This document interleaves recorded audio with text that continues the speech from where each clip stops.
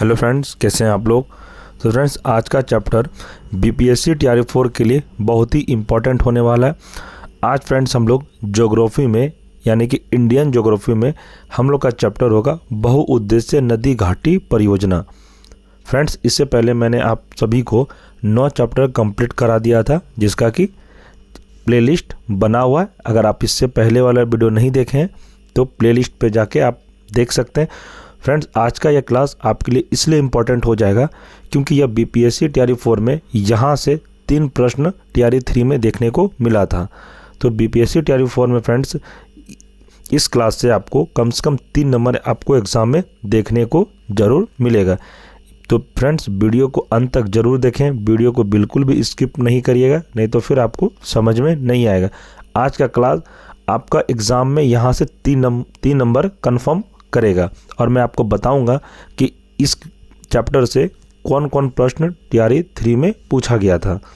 तो फ्रेंड्स, अगर आप चैनल पर नए हैं तो चैनल को सब्सक्राइब जरूर कर लें और वीडियो को लाइक जरूर कर दें। तो चलिए शुरू करते हैं। पहला प्रश्न है, भाखड़ा नांगल बांध का निर्माण किस नदी पर हुआ है? तो आपको याद रखना है यह सतलज पर हुआ है। आगे, भाखड़ा नांगल किन राज्यों की एक संयुक्त परियोजना है? तो फ्रेंड्स, आपको याद रखना है यह हरियाणा, पंजाब तथा राजस्थान की है। फ्रेंड्स, आपका जो क्लास है ये एनसीईआरटी बेस्ड क्लास चल रहा है और आपको पता है कि बीपीएससी में ज़्यादातर एनसीईआरटी का वेटेज बहुत ज़्यादा रहा है। और इस बार एग्ज़ाम में जब से टीआरई का एग्ज़ाम हो रहा है सबसे ज़्यादा एनसीईआरटी से ही प्रश्न पूछा जा रहा है। और फ्रेंड्स, मैं आपको उतना ही पढ़ा रहा हूँ जो कि टीआरई 4 में आने वाला है, इसलिए आप लोग ज़्यादा बुक के पीछे नहीं भागिए। जितना मैं आपको कंटेंट दे रहा हूँ उसको पढ़िए, आपका एग्ज़ाम 100% क्लियर हो जाएगा। क्योंकि मैं एनसीईआरटी क्लास ही आपको पढ़ा रहा हूँ, इसके अलावा कुछ नहीं। एनसीईआरटी से प्रश्न आपका एग्ज़ाम में बनना ही है, आप लिख लीजिए। ज़्यादातर आउट ऑफ सिलेबस पढ़ने से बेटर है कि एग्ज़ाम में जो प्रश्न आ रहा है वो पढ़िए। और मैं स्पेशल टीआरई 4 आपको पढ़ा रहा हूँ, इसके अलावा कुछ नहीं। और आपको मैं सफलता दिला कर ही रहूँगा, आप बस मेरे कहने से चलिए और जितना मैं आपको क्लास करवा रहा हूँ उतना क्लास आप करिए। आगे बढ़ते हैं। क्वेश्चन है, सरदार सरोवर परियोजना से लाभान्वित होने वाले राज्य कौन से हैं? तो इसका आंसर हो जाएगा गुजरात, महाराष्ट्र, मध्य प्रदेश एवं राजस्थान। फ्रेंड्स, आप पीआरटी से पीजीटी तक किसी भी क्लास का तैयारी कर रहे हैं, आपको ज्योग्राफी से प्रश्न जरूर देखने को मिलेगा। पीआरटी में कम से कम 17 से 18 प्रश्न ज्योग्राफी से देखने को मिला था, टीआरई 3 में भी और टीआरई 2 में भी, और 1 में भी तो था ही ज्योग्राफी से। इसलिए फ्रेंड्स, पीआरटी वाला थोड़ा ध्यान से ज़्यादा पढ़िए क्योंकि आपका ज्योग्राफी से प्रश्न बहुत ज़्यादा देखने को मिलेगा इस बार भी टीआरई 4 में। आगे बढ़ते हैं। दामोदर परियोजना में कौन से राज्य सम्मिलित हैं? तो आपको याद रखना है यह है पश्चिम बंगाल और झारखंड। आगे, सरदार सरोवर बांध से सर्वाधिक लाभ गुजरात राज्य को जबकि सबसे कम लाभ मध्य प्रदेश को मिलता है। तो इसे भी आप याद रखिएगा।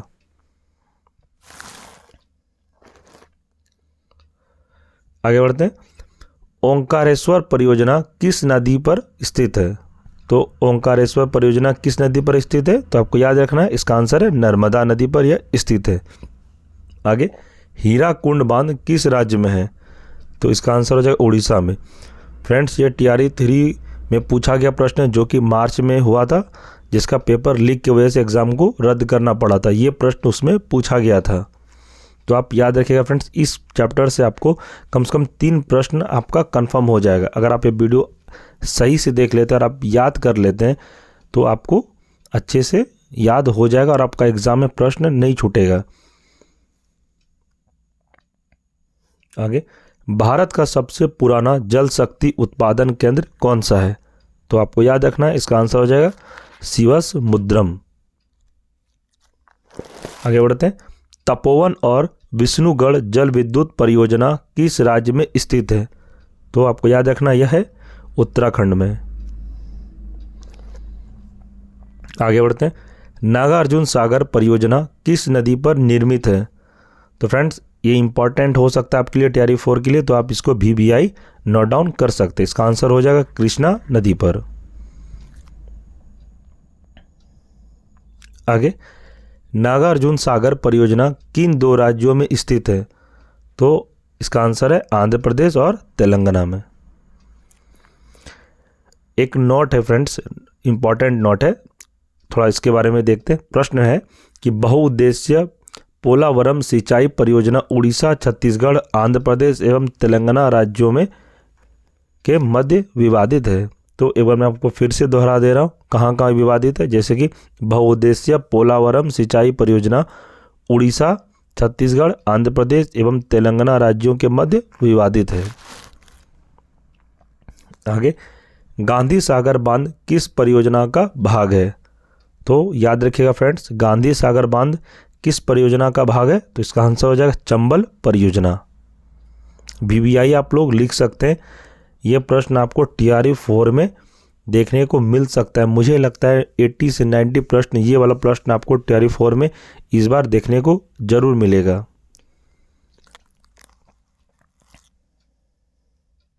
आगे, जवाहर सागर बांध किस राज्य में स्थित है?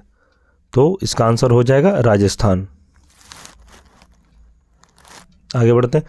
टिहरी बांध उत्तराखंड में किस नदी पर निर्मित किया गया है? इसका आंसर हो जाएगा भागीरथी नदी पर।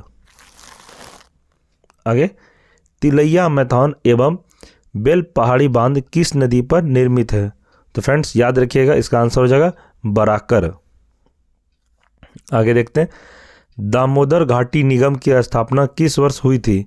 तो ये किस वर्ष हुई थी? तो इसका आंसर हो जाएगा 1948 में। इंपॉर्टेंट पॉइंट है, देखते हैं। सतलज नदी पर बनाए गए हिमाचल प्रदेश का मुख्य उद्देश्य भाखड़ा बांध में आने वाली तलछट मिट्टी को रोकना था। तो आप याद रखेंगे इस पॉइंट को। अगला देखते हैं, भारत में प्रथम जल विद्युत संयंत्र की स्थापना कहाँ की गई थी? तो याद रखिएगा फ्रेंड्स, इसका आंसर हो जाएगा दार्जिलिंग में। ये आपके लिए भी VBI हो सकता है एग्जाम में।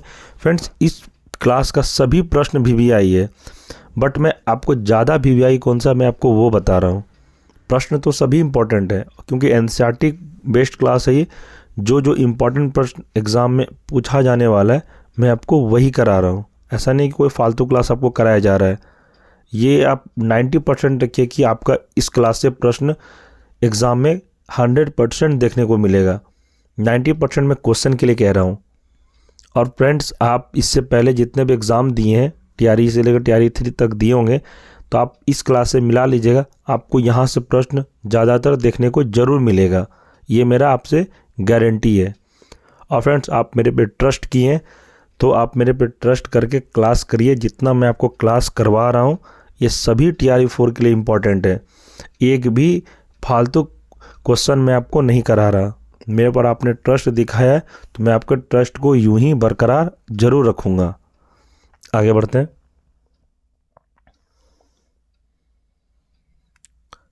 प्रश्न है फ्रेंड्स, इसमें कह रहा है भारत की नदियों पर स्थित प्रमुख परियोजना।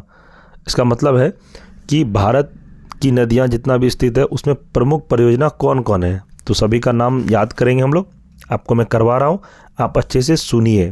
पहला है सतलज नदी, इसका परियोजना है भाखड़ा नांगल गोविंद सागर बांध, नाथपा झाकरी बांध, कोल बांध नदी है। अगला देखते हैं, झेलम नदी, इसका परियोजना है किशन गंगा तुलबुल परियोजना। याद रखिएगा, ये सब एग्जाम में यहाँ से आपको एक प्रश्न परियोजना से रिलेटेड एग्जाम में आता है प्रश्न। मैं आपको दिखाऊंगा कि टीआरई 3 में कौन सा प्रश्न आया हुआ था। अगला है चेनाब नदी, इसका परियोजना है सलाल बांध, दुलहस्ती बांध, बग लिहार। आगे रावी नदी, थीन बांध, चमेरा परियोजना। आगे व्यास नदी, पोंग व हरिके बांध। आगे देखते हैं, गंगा नदी की परियोजना है ठिहरी बांध, भागीरथी फरक्का बांध। आगे यमुना नदी, इसकी परियोजना है लखवर व्यासी बांध। आगे रामगंगा नदी की परियोजना कौन कौन है? तो कालागढ़ बांध और रामगंगा परियोजना इसी का नाम है। नेक्स्ट देखते हैं घाघरा नदी, इसका है परियोजना घाघरा बांध। नेक्स्ट शारदा नदी, इसका आंसर हो जाएगा शारदा बांध। गंडक नदी का परियोजना है त्रिवेणी के पास बैराज। कोसी नदी की परियोजना है तो कोसी परियोजना।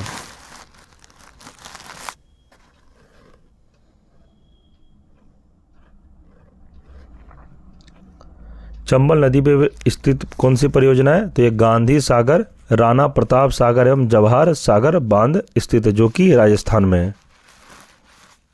बेतवा नदी, यह है माता टीला बांध, राजघाट बांध। सोन नदी पर स्थित कौन सी परियोजना है? तो इसका आंसर है डेहरी में सिंचाई बरास बांध सागर बांध। आगे दामोदर नदी, इसका है पंचेत हिल, तिलैया, कोनार, अय्यर, बगमरलो इसका हो जाएगा आंसर बांध और मैथान। आगे गोदावरी नदी का है राजमुंदरी के निकट एनीकट बांध। आगे कृष्णा नदी का श्री सैलम व नागार्जुन सागर बांध।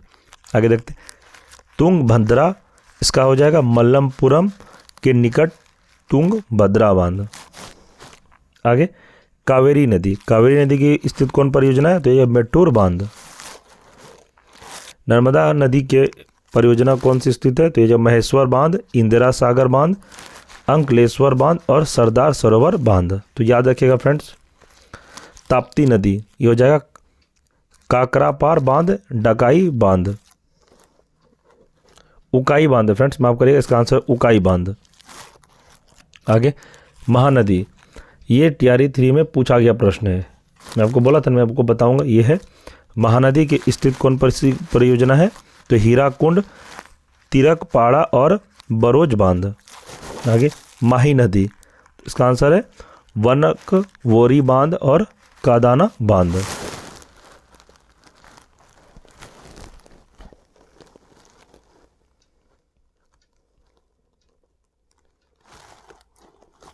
इसमें क्या रहा फ्रेंड्स कि भारत एवं उसके पड़ोसी देशों के बीच प्रमुख नदी समझौते। तो देखते हैं पहला क्या है। पहला है संधि समझौते से रिलेटेड शारदा महाकाली, कौन से देश से संबंधित है? ये तो हो जाएगा नेपाल। अब इसमें डिटेल में दिया हुआ है कि संधि समझौते की प्रकृति क्या थी, तो एक बार हम लोग देख लेते हैं। वर्ष 1996 में महाकाली संधि, जिसमें पंचेश्वर बहुउद्देश्य परियोजना शामिल है। आगे कोसी, ये भी संबंधित है नेपाल से। इसमें दिया है नेपाल में कोसी बैराज के निर्माण के संबंध में वर्ष 1954 का समझौता 1966 में संशोधित। फ्रेंड्स आपका इसमें इंपॉर्टेंट मैं बता देता हूँ कौन कौन हो जाएगा।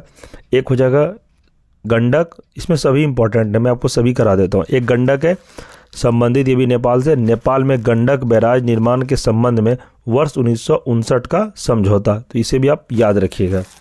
आगे गंगा के बारे में दिया है, यह बांग्लादेश से फरक्का में गंगा जल की भागीरथी के संबंध में वर्ष 1996 की भारत बांग्लादेश संधि।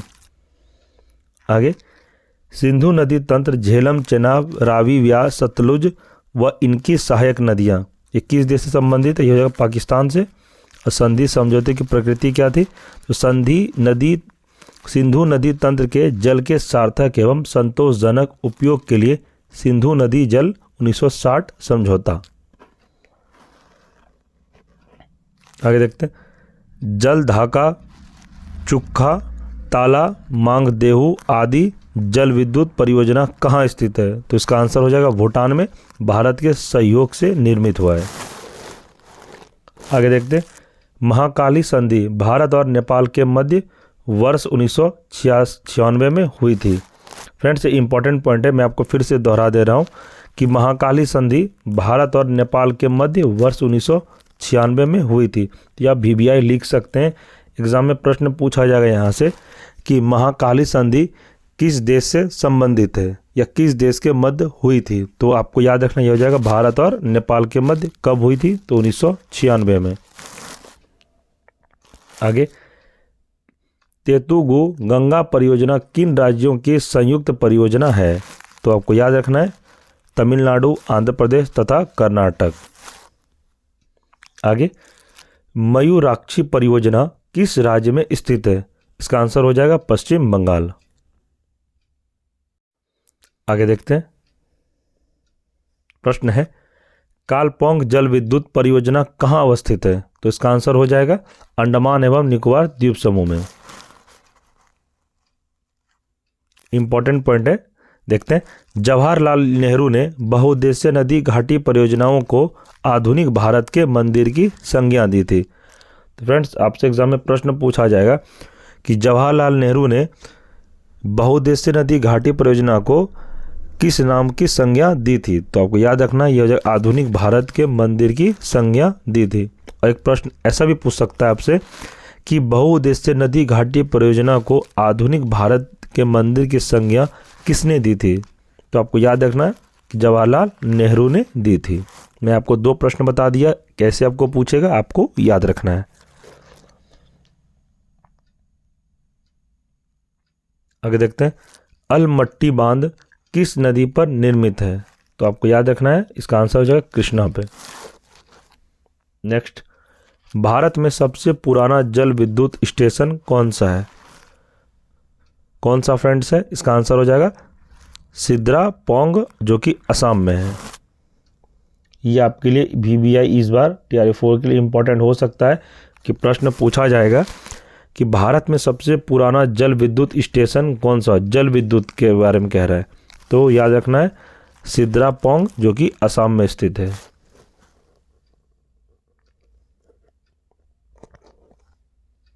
आगे, किशन गंगा परियोजना किस राज्य में स्थित है? किशन गंगा परियोजना किस राज्य में स्थित है? इसका आंसर हो जाएगा जम्मू कश्मीर में यह स्थित है।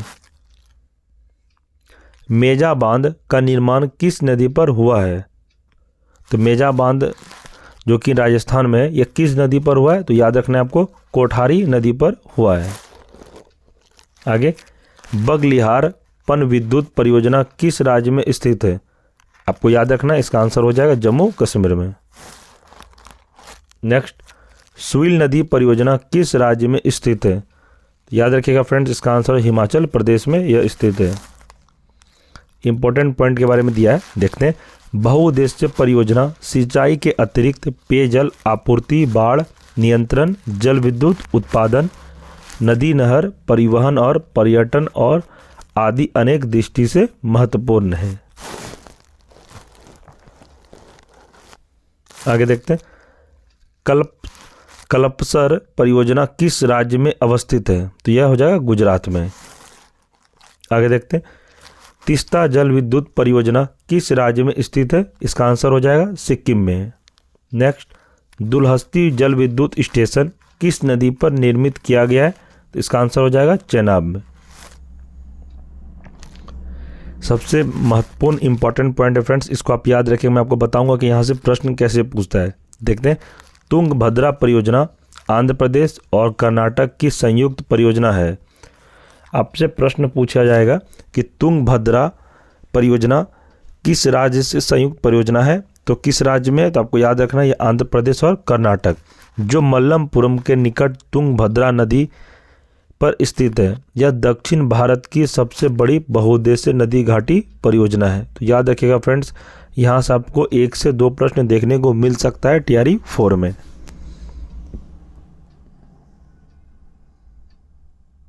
आगे, कावेरी नदी के जल बंटवारे का विवाद किन राज्यों के मध्य है? प्रश्न मैं आपको फिर से कह रहा हूं, याद रखिएगा। कावेरी नदी के जल बंटवारे का विवाद किन राज्यों के मध्य है? तो कावेरी नदी किन राज्यों के मध्य विवाद है? तो आपको याद रखना तमिलनाडु, कर्नाटक, केरल तथा पुदुचेरी। फ्रेंड्स, ये VBI मोस्ट VBI आप इसको लिख सकते हैं। TRE 4 में आपको देखने को मिल सकता है ये वाला प्रश्न आपसे कि कावेरी नदी के जल बंटवारे का विवाद किन राज्यों के मध्य है? तो आपको याद रखना तमिलनाडु, कर्नाटक, केरल और पुदुचेरी। फ्रेंड्स आज का क्लास हमारा कंप्लीट हो गया। और फ्रेंड्स जो मैं आपको आज का क्लास करा दिया, इससे बाहर आपका एक भी प्रश्न नहीं जाएगा। आप लिख लीजिए एग्ज़ाम में, जितना मैं आपको करा दिया आज का क्लास, अगर आप ईमानदारी से पढ़ लेते हैं इसको और अच्छे से आप याद कर लेते हैं तो आपका एक भी प्रश्न नहीं छूटेगा। क्योंकि फ्रेंड्स ये एनसीईआरटी क्लास में आपको कराया, कोई फालतू क्लास नहीं कराई, ये एनसीईआरटी क्लास है और इसी से प्रश्न आपको देखने को एग्ज़ाम में मिलेगा। ये 100% मैं आपको कह रहा हूँ।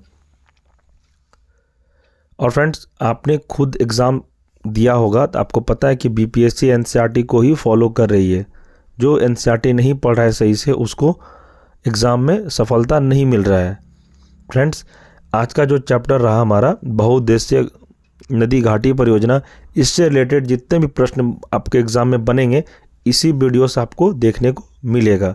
अगर आपको यह वीडियो एक बार में समझ में नहीं आ रहा है तो वीडियो को आप 2 से 3 बार रिपीट मोड करके देख लीजिए, अच्छे से सुनिए और मन में इसको बिठाइए और याद करिए। आपको यही सब प्रश्न एग्ज़ाम में देखने को मिलेगा। और फ्रेंड्स अगर आपको किसी भी चीज़ का डाउट है, अगर आपको मेरे से बात करना है तो आप कमेंट में अपना सवाल पूछ सकते हैं, आपको अवश्य रिप्लाई दिया जाएगा।